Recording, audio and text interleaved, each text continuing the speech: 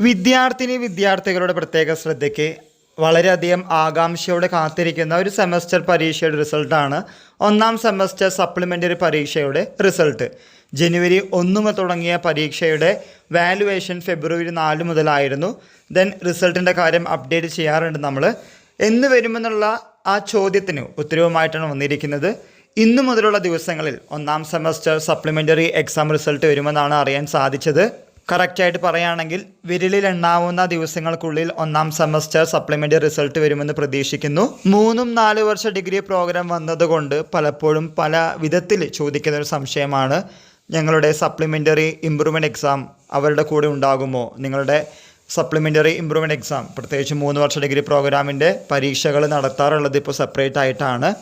അത് സെപ്പറേറ്റ് ആകുമ്പോൾ time lag വരാനും സാധ്യത വളരെ കൂടുതലാണ്. ആയതുകൊണ്ട് ഇനിയുള്ള പരീക്ഷകൾ നല്ല രീതിയിൽ എഴുതി ജയിക്കാൻ നിങ്ങൾക്ക് സാധിക്കട്ടെ. ഒന്നാം സെമസ്റ്റർ സപ്ലിമെൻ്ററി എക്സാമുകൾ എല്ലാവർക്കും നല്ല രീതിയിൽ എഴുതാൻ പറ്റിയെന്നും നല്ല മാർക്കോടുകൂടി ജയിക്കാൻ സാധിക്കട്ടെ എന്ന് ആത്മാർത്ഥമായി പറഞ്ഞുകൊണ്ട് ഇതുമായി റിലേറ്റ് ചെയ്യുന്ന പുതിയ അപ്ഡേറ്റുകൾ കിട്ടുന്ന മുറയ്ക്ക് നിങ്ങളുടെ മുമ്പിൽ ഷെയർ ചെയ്യുന്നതാണ്. എല്ലാവർക്കും ഒരിക്കൽ കൂടി നന്ദി, നമസ്കാരം.